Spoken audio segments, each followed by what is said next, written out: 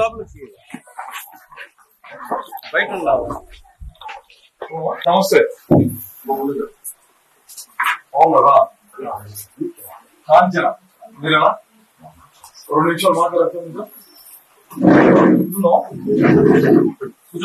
Tirupati YSR Congress party నియోజకవర్గ సమన్వయకర్తను. ఇది మీకు గుర్తుందా? గతంలో తిరుపతి ఎమ్మెల్యేగా ఉన్నటువంటి కరుణాకర్ రెడ్డి గారిని ముఖ్యమంత్రిగా అప్పుడున్న జగన్మోహన్ రెడ్డి గారి వైఎస్ఆర్ కాంగ్రెస్ పార్టీ ప్రభుత్వ హయాంలో జగన్ గారి ప్రభుత్వం మన ఇంటికి ఏ మంచి చేసింది, ఏ పథకాలను అందించింది అన్నటువంటి విషయాలను స్పష్టంగా తెలియపరుస్తూ ఈ సమస్యలు స్థానికంగా ఏమన్నా ఉన్నాయా అని కనుగొని వాటిని పరిష్కరించే దిశగా ఎప్పటి ప్రభుత్వం చేసింది. అవునా కాదు? మరప్పుడు 5 ఏళ్లలో మీకు జగనన్న అమ్మఒడి ద్వారా మీకు 60,000 అందింది. వాస్తవమైన జగనన్న చేదోడు కింద 40,000 రూపాయలు ఇచ్చారు. వాస్తవమైన జగనన్న చేయూత కారణంగా మీకు 75,000 అందింది. దాని తర్వాత వైఎస్ఆర్ పింఛన్ కానుక ద్వారా 1,26,000 వచ్చింది. వాస్తవమా? అలానే ఆరోగ్యశ్రీ కింద 2,30,000 రూపాయలు మీకు అందింది. ఎవరికి జరిగినప్పుడు?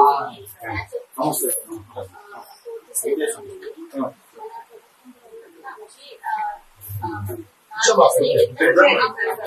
2,30,000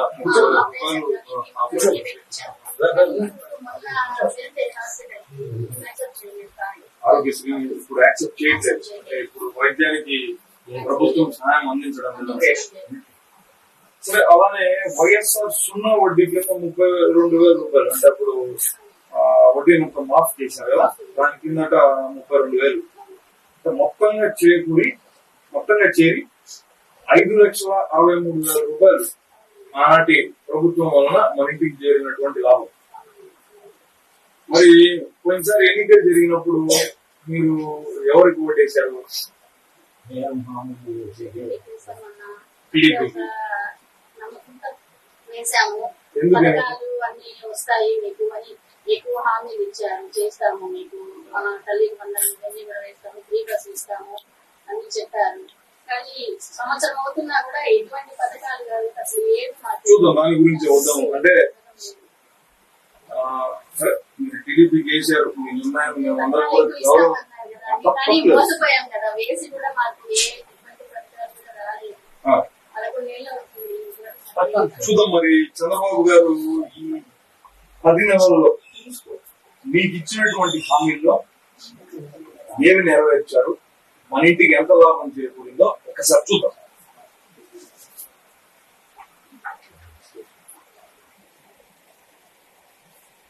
సూపర్ 6 మాకు చెప్పారు కదా, గుర్తున్నాయా? అన్ని చెప్తాను, నేనే ఒక్కొక్కటిగా ఆధారాలు వస్తాను. తల్లికి వందనం, స్కూల్కి వెళ్లే ప్రతి విద్యార్థికి ఏడాదికి 15,000 రూపాయలు ఇస్తామన్నా. మన ఇంట్లో ఎంతమంది పిల్లలు ఉన్నారు?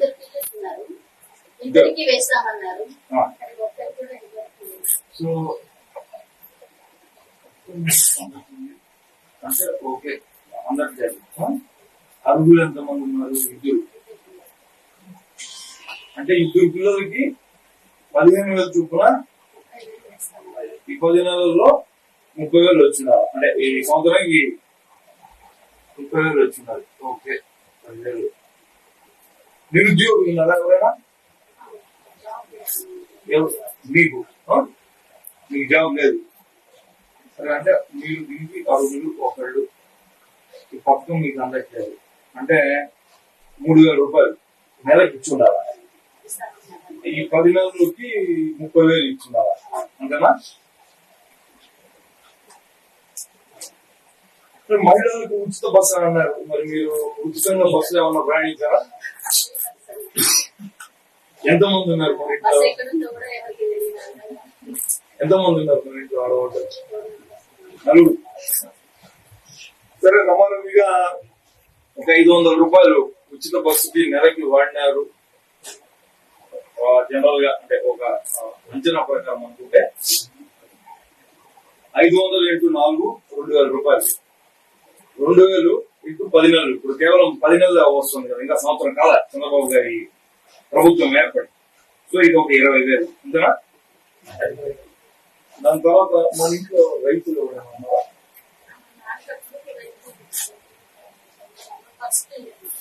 కానీ దాంట్లో లేదుగా. ఇక్కడ కూడా రైతు భరోసాకి సంబంధించి రాలేదు. సరే ఇది రాలేదు, లేదు ఈ పథకం మనకు లేదంటున్నాం. ఈ దీపం పథకం కింద ఉచితంగా సంవత్సరానికి 3 సిలిండర్లు ఇస్తామని అన్నారు. ఒకటే అందింది. సరే ఓకే, ఒకటి మాత్రం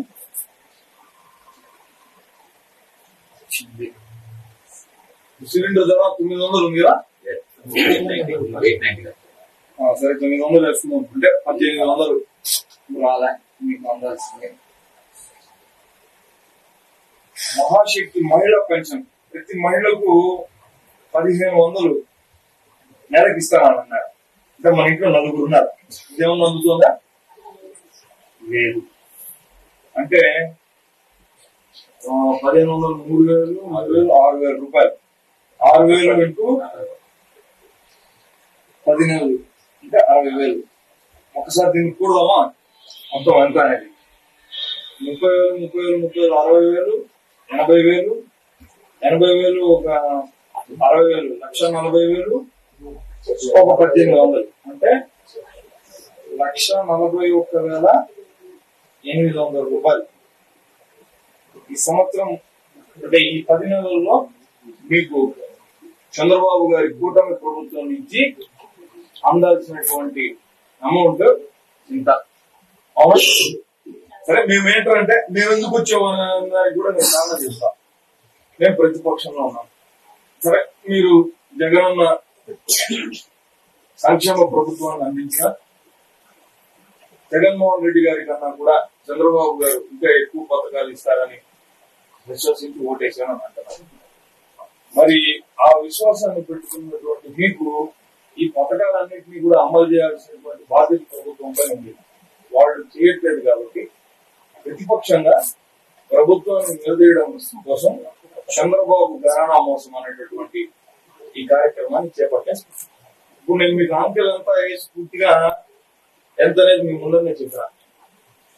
కూటమి నాయకులు ఉంటారు కదా ఈ వార్డులో తిరుగుతూ ఉంటారు కదా, జనసేన వాళ్ళు, టీడీపీ వాళ్ళు, బీజేపీ వాళ్ళు కనపడితే అయ్యా మీరు ఈ 10 నెలల్లో మాకు 1,80,000 రూపాయలు మా ఇంటికి 1,41,800 రూపాయలు మా ఇంటికి మీరు అందించాల్సినటువంటి ప్రభుత్వ సాయం ఇది మీరు అందించలేదు.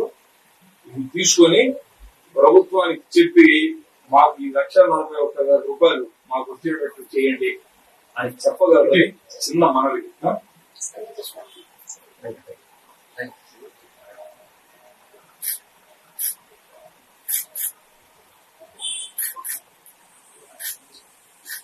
సారీ పొద్దున్నే ఈ టైంలోనే మేము మిమ్మల్ని డిస్టర్బ్ చేసాము. 8 గంటలకి వచ్చేసాం, ఏమనుకోవద్దండి. మిగతా వాళ్ళకు కూడా తెలియజేయండి. మేము ఒక వెబ్ పేజ్ కూడా డిజైన్ చేశాం. తొందరలోనే దాన్ని మీ అందరికీ కూడా షేర్ చేస్తాం. పక్కన ఉన్నటువంటి వాళ్ళకు కూడా ఈ అంశాల గురించి ఒకసారి మాట్లాడవలసిందిగా అందరికి కోరిక. ఇప్పుడు అమ్మగారికి అయితే ఆరోగ్యశ్రీ రావడం లేదు పూర్తిగా.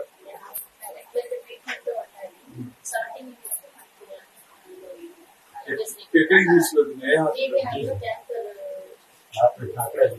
సర్జరీ పెట్టించారు. తర్వాత ఇంటికి వచ్చిన దాకా కూడా అమౌంట్ చేశారు. తర్వాత ఇప్పుడు ఈ గవర్నమెంట్ వచ్చిన తర్వాత ఈ కార్డు తీసుకెళ్తే యాక్సెప్ట్ చేయలేదు. ఇంత ముందు ఇచ్చారు కదా, ఆ కార్డు తీసుకెళ్తే అదే యాక్సెప్ట్ చేయలేదు. టాటా క్యాన్సర్